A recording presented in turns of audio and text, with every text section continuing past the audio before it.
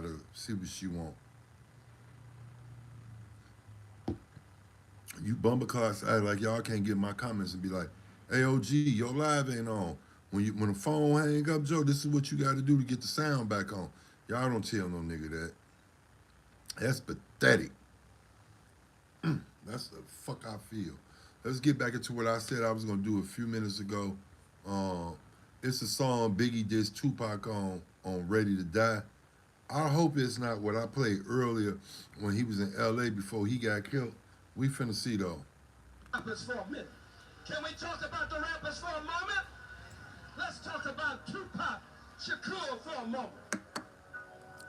Tupac Shakur is a child of the 60s. Tupac Shakur, born out of the spirit of the revolution of the 60s. Tupac Shakur, fire in his bones. Huh? Boldness and rebellion in his blood. Born from his beautiful, bold Black Panther mama, Afeni. Sitting in the jail cell, a revolutionary woman carrying the fruit of life. Mocking the child in her womb. Mocking the child with rebellion. Mocking the child with insurrection. Mocking the child with a spirit to not go along with what's been going on.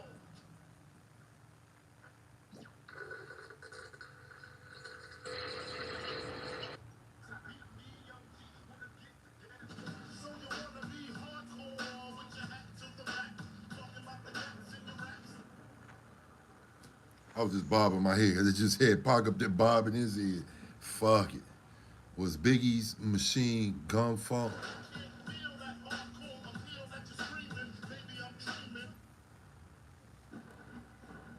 A direct shot at Tupac Shakur. Go over there to the homie channel and like, share, and subscribe. Machiavelli Media.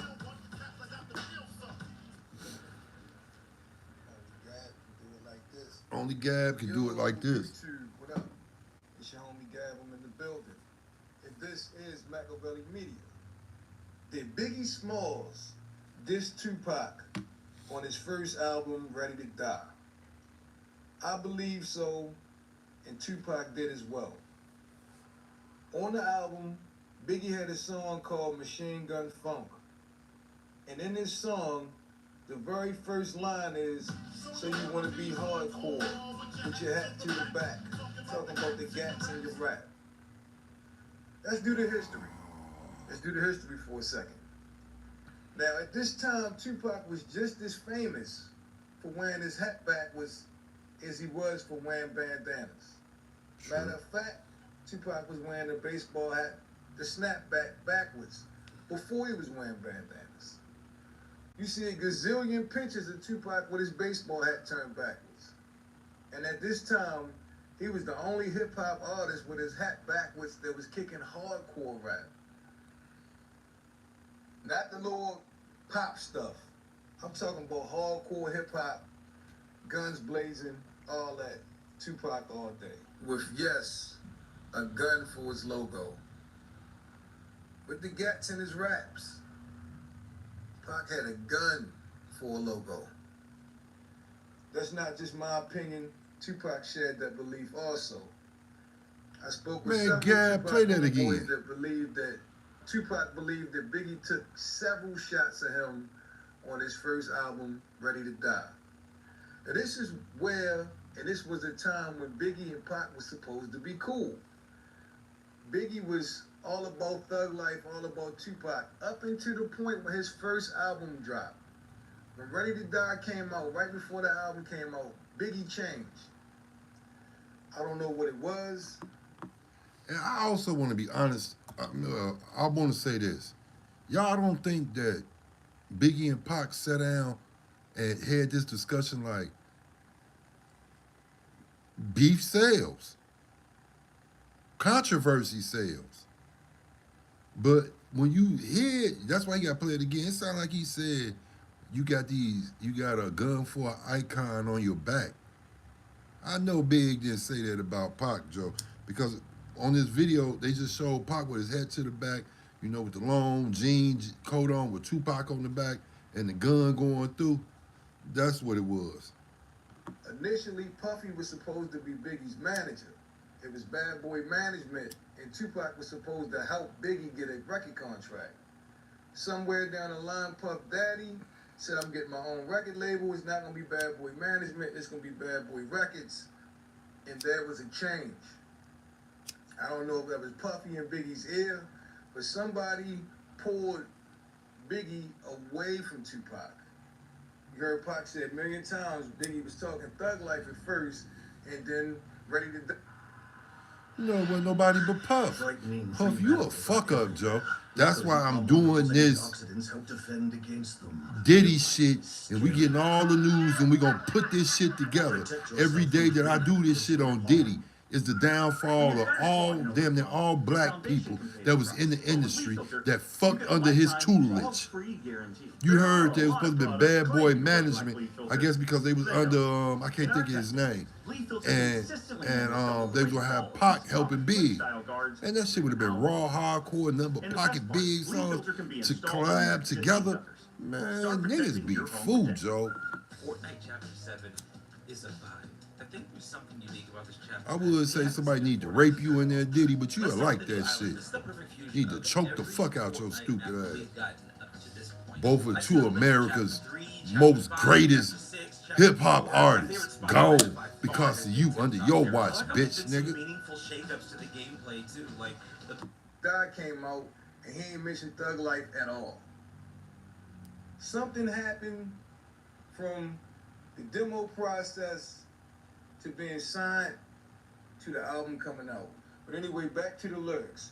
So he says, so you want to be hardcore with your hat to the back talking about the gats in your raps. But I can't feel that hardcore feel that you're screaming. Maybe I'm dreaming. We both know Tupac was very animated and very loud with his delivery. He shouted a lot of his delivery. Then the last thing was when he said, this ain't Christopher Williams. Still some MCs got the feel one, cats I got the feel one. Now, he was talking about in the future, like he gonna have to demonstrate on one of these rappers. You know what I mean? And you just look how things wound up, man. It's Quad a bit Studio. much, but in my opinion, and in Tupac's belief, that Biggie was taking shots directly at him as early as Ready to Die. I could believe Big was jealous of Pac. Look at Snoop. I could believe that shit. I said that shit a long time ago. I said, Big act like he don't fuck with Pac before the Quad shit. It was like when Big was coming up and getting his shine on, he was like, fuck this nigga.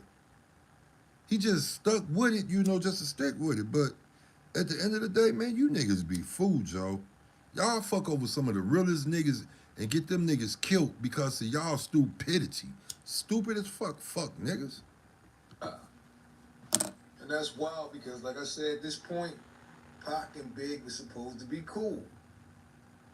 Biggie started off as Tupac's protege. We ain't got to go into the history. It is what it is. When they asked Snoop Dogg about Tupac and Biggie's impact on hip-hop, they said, what was Biggie's impact on hip-hop? And Snoop said, Biggie was the big, smooth dude with the fly jewelry and fly clothes. You see that all through hip-hop, with the big rappers. Then he said, what was Tupac's influence? And he said, snapbacks and tattoos. Snapback baseball hats, tattoos, is the norm, right? So, I mean, I don't know, man. Tell me what you guys think. Was Biggie hating as early as Ready to Die? Mm-hmm. Or is this just a general line on the album? Leave your thoughts in the comment section. Hating ass nigga.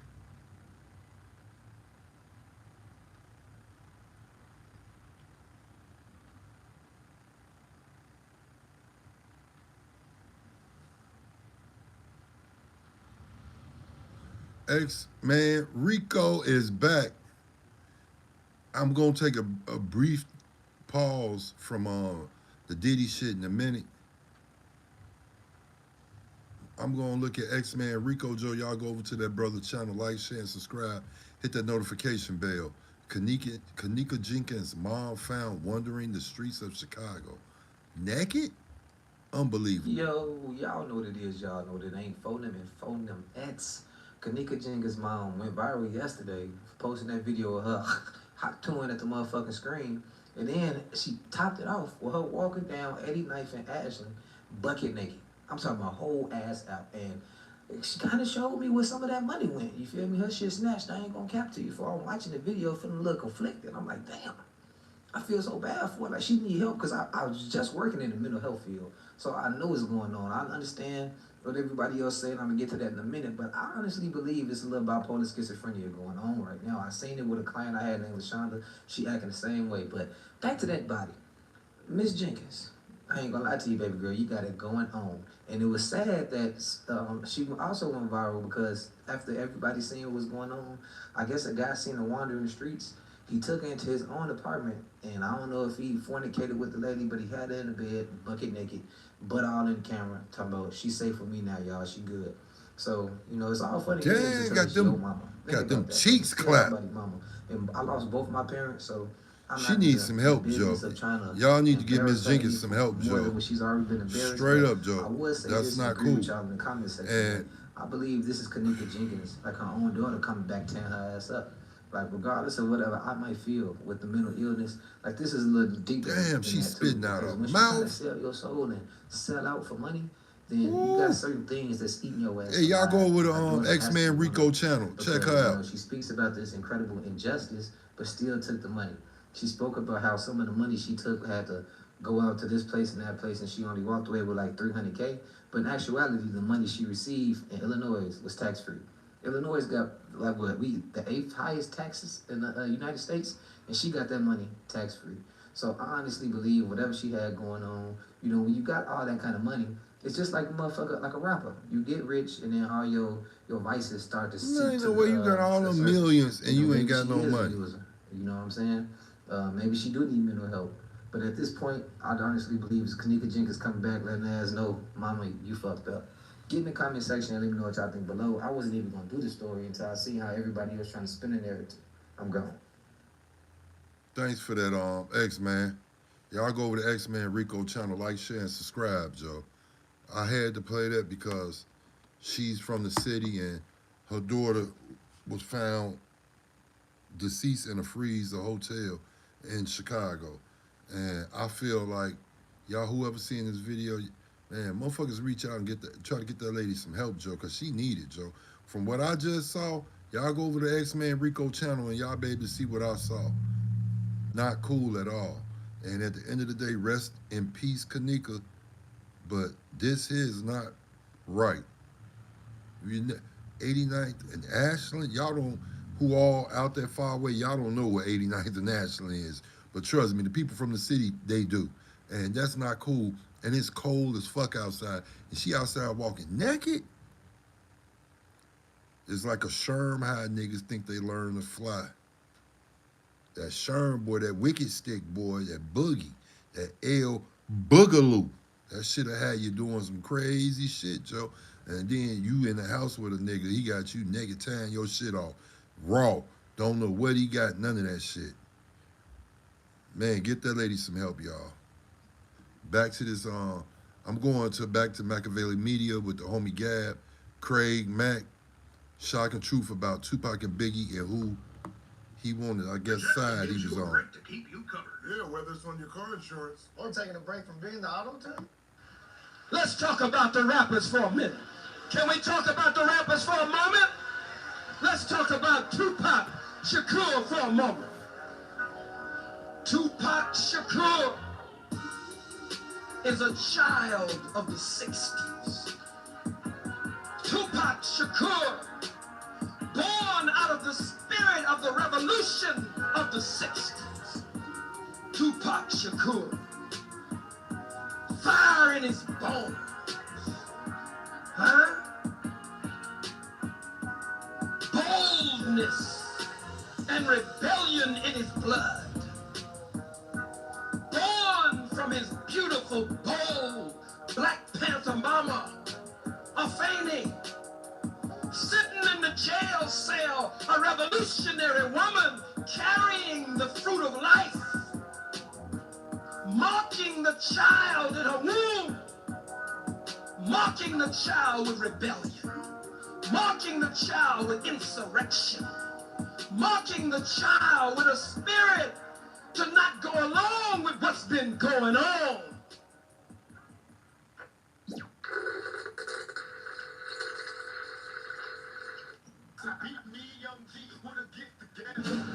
And know who's right. I guess I'm gonna stick Craig Mack with perfect time. Bad boy as a staff, record label and as a motherfucking crew. Check it out. It's on the man, Craig Mack. It's my foundation, you know what I'm saying? It's my life right there. And is Craig on the album? Matt? Biggie Smalls, this Craig Mack. You can't curse? Yeah, you can curse. I don't fuck with that. You don't fuck with Craig. Alright. But I noticed, like, on the remix, Flavor in Your Ear, y'all worked. That was just something I had to do. You know what I'm saying? That's politics. Puff asked me to do it. I did it. I don't fuck with that dude. You were down with Death Row for a minute. False. Now, why does everybody think And it's that true? hurt. You know what I heard? I'm out here trying to get myself together business-wise and everything else. And everybody's running around yapping and everything else. So I'm speaking to other people. I'm trying to be a businessman about things. And people are like, oh no, we can't mess with you. You Death Row. Now, listen, how did Big's death affect you? I mean, I know you guys kind of hooked up on the label around the same time, I think, so. Well, Big's death hurt me because, you know what I'm saying, I saw the brother come in the game, you know what I'm saying, and I saw, you know what I'm saying, the evolving and the evolution of Big, you know what I'm saying, and it hurt me because here's a brother that got caught up in a lot of things that didn't need to be caught up in, you know what I'm saying, I love him so much, and I feel like I'm still gonna see him, you know what I'm saying, you know, and that hurt more than anything else, and it's like, you know, I want to say, you know what I'm saying? To everybody over there at the Bad Boy family, you know what I'm saying? God bless y'all, you know what I'm saying? And everything else. And my soul and my heart is with y'all, you know what I'm saying? Now, did you foresee a lot of times? Yeah.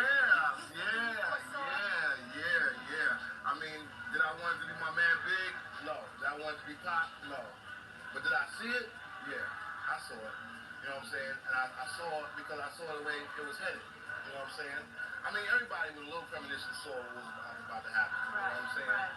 It just hurts because, you know what I'm saying, I grew up and rap with him. You know what I'm saying? We be sitting there laid in the same coat together in the airport and everything else, waiting to get on the plane together. You know, we would get up 6 in the morning, do radio interviews together and everything else, riding around in a little van, just trying to make it happen. Me, Big, Seeds, and my DJ, you know what I'm saying, the road manager for both of us. We would just do it. We was out there doing it, making it happen. Do you think there could have been anything done to prevent all the stuff that has happened? I think a little bit of common sense, more or less, instead of rolling with the punches, could have prevented a lot of this. You understand what I'm saying? A lot of going with your own heart instead of going with the heart of others. You know what I'm saying? No question. True or false, you were down with Death Row for a minute. False. Now, why does everybody think And it's that true? hurt. You know what I hurt? Cause I'm out here trying to get myself together business-wise and everything else.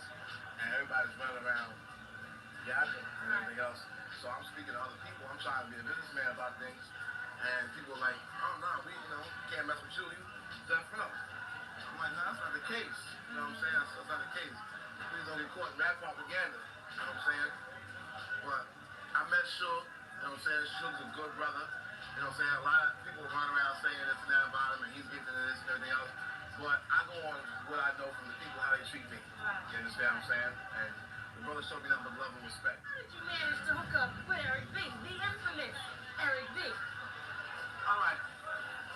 I was just told. All right. Me and Eric. Domino's really said half off all pizzas. I don't know what they're thinking, but I'm thinking I'm about to order. This is Buick, now. Buick, exceptional by design. Get ready for the movie everyone's been screaming for.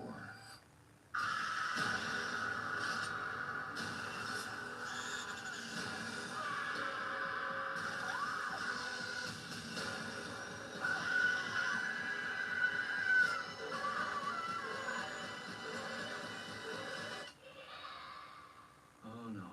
PG-13 in theaters now. Me, Eric, I knew Eric from a while ago on a rough scale. You know what I'm saying? He came and got Rakim out of my neighborhood. Right. You know what I'm saying? He used to be a VLS, DJ on the mobile van. No, we know what's You know what I'm saying? He used to be rocking the cuts, come to your park. And Eric be in the back, you know what I'm saying? You go in the van, look and see Eric, and they go into like little elf in the back shop, the wood shop. You know what I'm saying? Cut to the records. And so, when I bumped into him again at the Beacon Theater, it was him, Deion Sanders, and Louis Burrell. Was Hammer there? Hammer wasn't there, right? Hammer wasn't there. Hammer wasn't there. Eric's sitting over there by Right. the way. Eric be sitting over there. And we got cool with each other. You know what I'm saying? He was talking and everything else.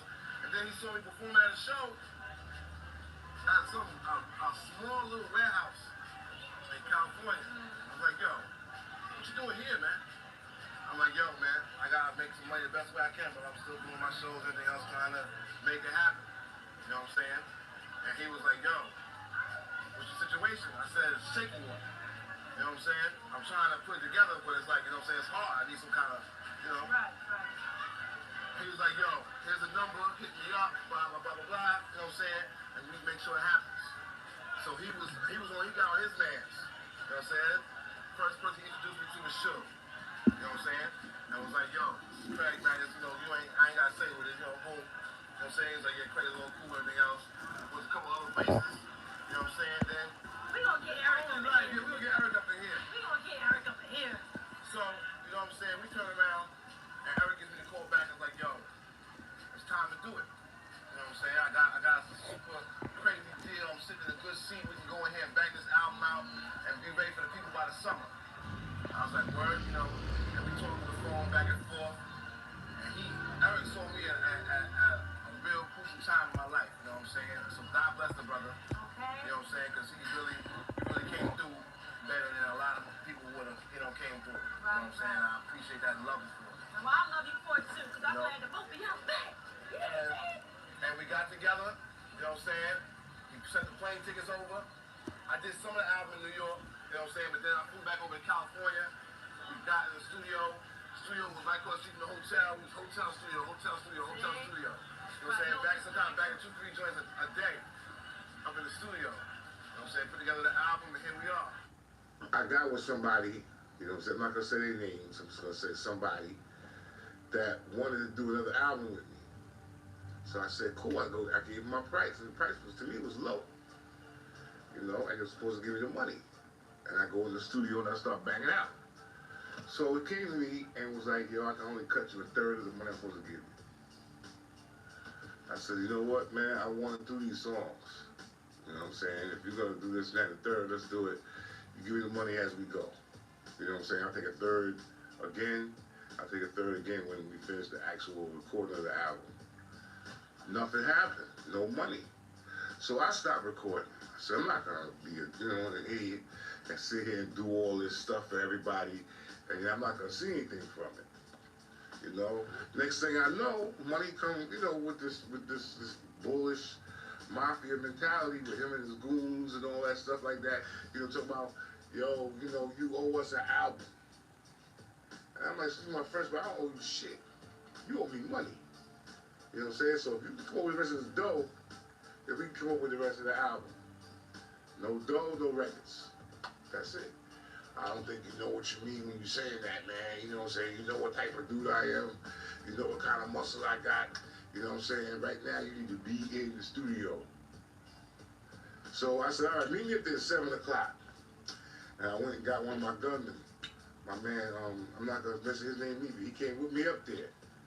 Okay? And they saw him, and they fell back. Because they were going to do something to me. But they didn't. So we talked about it, came to definite, look, no cash, no record. I'm not gonna be sitting here going to the studio all night, every night, busting my ass, and I ain't seeing nothing from it. And you're making me feel like even if you did have the rest of that cash, us taking it to the next level is gonna be a problem because it's gonna be money problems. I can see it already. So I caught a couple of threats, a couple of passers-by in the street and everything else. I caught a couple of threats, and I was sitting there going to pick up my sister from work. And I'm in her car. I'm driving her car to go pick her up from work. And I just was sitting in the chair, and I was like, God, I'm so tired of everything that's going on.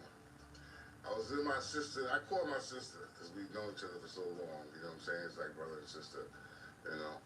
But I was in my sister's car, and I had a gun in my lap. And I'm sitting there, I'm talking to God. I'm like, Lord, I don't want to do this. But if it comes to getting ugly where somebody's going to be trying to kill me, I'm going to have to do something first or do something to prevent that from happening. You know what I'm saying? And I was like, I'm frustrated. I really need your advice and your love right now. And I started flipping around the radio station, 660 AM or FM, one of them stations where the Supreme team used to be on. Early in the morning, the dudes from Upper Hempstead would have that joint blasting. You know, so I was looking for that. And when I turned the station, all this gospel music came on. And it was this song I've never heard before in my life ever, but I knew that it was God talking to me. You know what I'm saying? Because of the way it made me feel emotionally. I broke down, started crying all over the place in the car.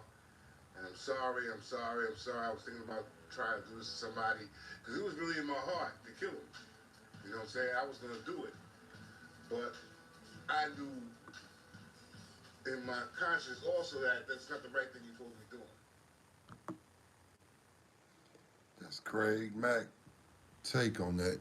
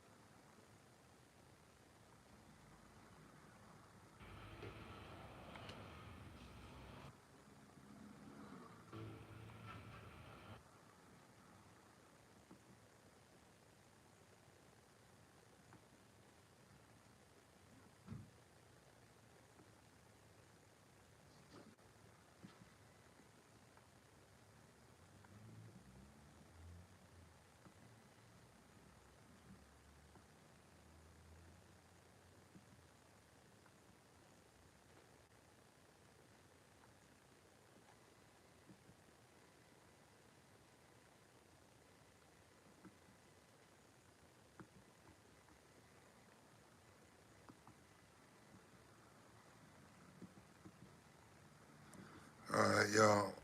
I'll holler at y'all later.